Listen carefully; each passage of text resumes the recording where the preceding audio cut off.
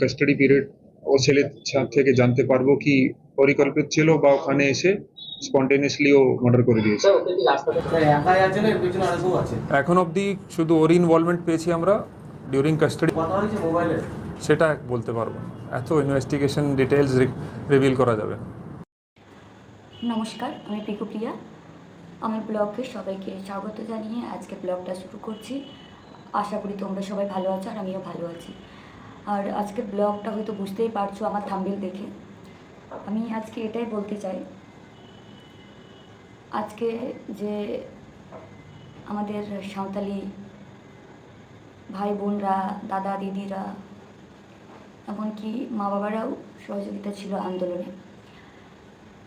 প্রায় সব আদিবাসী সাঁওতালি সাঁওতাল সমাজের সবাই আন্দোলন করেছিল এই নিয়ে, যেন আমরা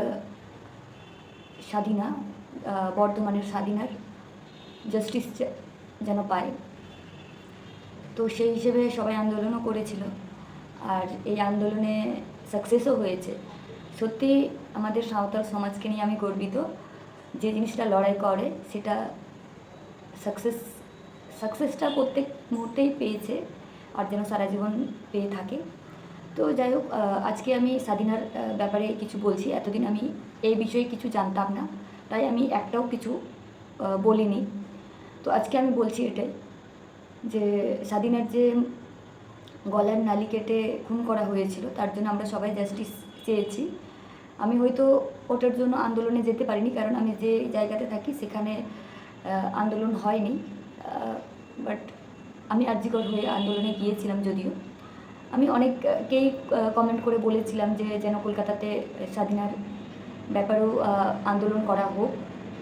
যাই হোক, আমাদের সাঁওতাল সমাজ থেকে একটা আন্দোলনের আয়োজন করেছিল, যেটা কারণবশত ক্যান্সেল হয়েছিল। যাই হোক, তো আবার সব থেকে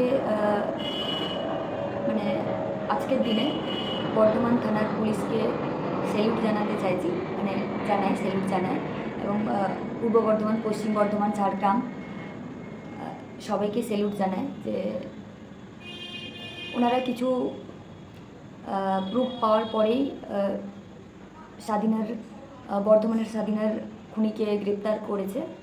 যেখানে ছেলেটার মেয়েটার অ্যাফেয়ার ছিল, রিলেশন ছিল, সেই রিলেশন ছিল, ওটারও প্রুফ পেয়েছে। ওরা মিট আপ করেছিল বা দেখা করেছিল। এমনকি যে ড্রেস পরে, আমি ওই ভিডিও ফুটেজগুলো কিছু তোমাদের সাথে শেয়ার করছি। তারপরে এখানে প্রপার পেপার করে আমরা এখানে নিয়ে এসেছি ওকে।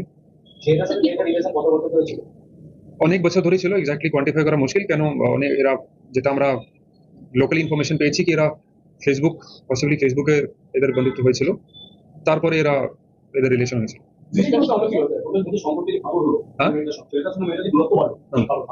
সেটা এখন এই মুহূর্তে বলা উচিত নেই আমাদের। এটা in the interest of investigation এখনই বলা উচিত। এখন অব্দি আমাদের কাছে ছেলেটির বাড়ি আছে ডেবরা, নাম আছে অজয় টুডু, বাড়ি ডেবরা, পশ্চিম মেদিনীপুর। এটাই আমার খারাপ লাগছে এই জিনিসটাই, যে ছেলেটা খুন করেছে সে একটা সাঁওতালি ছেলে। কি এমন রাগ ছিল, কি এমন কতটা ঘৃণা ছিল ওর প্রতি, যে মার্ডার করতে হলো। মিসআন্ডারস্ট্যান্ডিং হতেই পারে, তার জন্য এমনটা কাজ করবে, সেটা তো একদমই ভাবার নয়। করার তো নয়, ভাবারই না। তো এই জিনিসগুলো নেক্সট টাইম যাতে না হয়।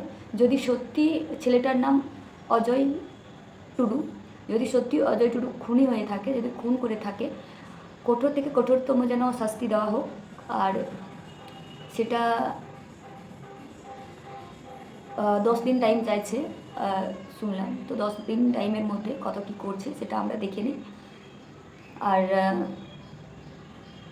আরও জড়িত ছিল কি না, কতজন আছে, সবগুলোই ওনারা দেখছেন। যদি আবার জড়িত থাকে তাদেরকেও গ্রেপ্তার করা হবে। আপাতত একজনকে গ্রেপ্তার করা হয়েছে, অজয় টুডু। মেয়েটার বাড়ি কালকে রাত্রে আমরা অ্যাকিউজকে ধরতে পেরেছি। আমরা ওকে ধরেছি পাঁশকুড়া থেকে, পূর্ব মেদিনীপুর। আমাদেরকে সময় লাগলো অ্যারেস্ট করতে, কিন্তু লাস্টে আমরা অ্যারেস্ট করতে পারলাম। যেটা আমরা জানতে পেরেছি ঘটনা কী জন্য হয়েছিল, যেটা আমরা আগে বলেছিলাম, এটা পার্সোনাল ম্যাটার ছিল। মেয়েটির ওই ছেলেটির সঙ্গে রিলেশন ছিল। তো এদের কিছু ডিফারেন্স ছিল, রিলেশনের মধ্যে কিছু ডিফারেন্স হয়ে গেছিলো, সেই জন্য ওই দিন যে ছেলে ছিল ওই মেয়েটির কাছে গেছিলো, তখন ওদের আবার কোনো একটা দেখা করছিল নিজের ছেলে দেখা করতে গেল যখন, তখন এদের নিজেদের মধ্যে একটু কিছু অল্টারকেশন হয়, কিছু ভার্বাল অল্টারকেশন হয়, তখন ছেলেটা রেগে মেয়েটিকে মার্ডার করে দেয়। এখন আমরা ছেলেকে কাস্টাডি নেব, কাস্টাডি নেওয়ার পরে আমরা যে অফেন্ডিং ওয়েপন আছে, যে ধারালো অস্ত্র দিয়ে মেয়েকে মার্ডার করেছে, সেটাকে রিকভার করব। যতটা শোনা কথা যে মেয়েটার বাড়ি বর্ধমান আর ছেলেটার বাড়ি মেদিনীপুর পাঁশকুড়াতে, আর মেয়েটার বাড়ি তো শক্তিগড়ের ওখানে। তো পরিচয়টা নাকি ওদের ফেসবুক সূত্রে, মানে সোশ্যাল মিডিয়াতে পরিচয়। দেন পরিচয় তো ওখান থেকে, এখন তো সোশ্যাল মিডিয়া হয়েছে, ওখান থেকে রিলেশন করে ওরা রিলেশনে ছিল। আর আমার এটাই সব থেকে মানে ওনাকে তো হয়তো পাবো না, বাট আমার একটাই প্রশ্ন যে কি এমন হয়েছিল যে ওকে খুন করতে হলো। এমনটা নয় যে একটা মানুষকে খুন করলে সব কিছু সমাধান হয়ে যাবে, বোঝানো দরকার ছিল। আর ভালোবাসলে যে তাকে পেতে হবে এমনটা তো নয়, ভালোবাসলে দূর থেকেও ভালোবাসা যায়। তো সত্যি খুব খারাপ করেছে। যাই হোক, বাট আজকে আমি বলবো মানে সাঁওতাল মানে সমাজটা কতটা মানে কী করতে পারে সেই জিনিসটা সত্যি তোমরা হয়তো রূপে মানে পেয়ে গেলে। কিন্তু বর্ধমানের আন্দোলনে বেশি কেউ আন্দোলন করেনি, সাঁওতালরাই আন্দোলন করেছিল, সেই আন্দোলনে সাকসেস হয়েছে। তো এটাই বলবো, খুব ভালো লাগছে আজকে। তো দেখা যাক আমরা ফাইনালি সেই আসল খুনিটাকে সত্যি অজয় টুডু খুন করেছে নাকি অজয় টুডুর সাথে আরও খুনিরা ছিল, সেগুলো দেখার তো অবশ্যই আমাদের আছে, দেখব। 10 দিন যেহেতু টাইম চেয়েছে, সেই 10 দিনের মাথায় দেখা যাক কি করে না করে। তো যাই হোক, আমি এটাই আমার বলার ছিল, বললে হয়তো অনেক বড় হয়ে যাবে ভিডিওটা।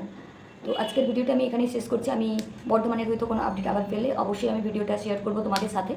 কিন্তু মানে এই বিষয়ে মানে আর মানে কিছু বলতে পারছি না, মানে যেটুকু আমার জানা, মানে আগে যেহেতু আমার কাছে কোনো ক্লিয়ার ছিল না, আমি জানতাম না ব্যাপারটা, শুধু এটাই জানতাম যে খুন হয়েছে, কেন হয়েছে, কী হয়েছে জানি না। আমি শুধু বর্তমানের ঘটনা যে স্বাধীনার খুনের জন্য আন্দোলনের জন্যই আমি অনেককেই বলেছিলাম, কিন্তু তার বিষয়ে আমি কিছু জানতাম না, কেন কী হয়েছে, মানে বেশি বৃত্তান্ত জানতাম না। বাট যাই হোক, এখন যতদূর জানলাম, জেনে তোমাদের সাথে শেয়ার করলাম। তো এটাই, এরকম আবার সেরকম কোনো আপডেট থাকলে আমি অবশ্যই তোমাদের সাথে শেয়ার করব। তো থ্যাংক ইউ সবাইকে এতক্ষণ আমার ভিডিওটা দেখার জন্য।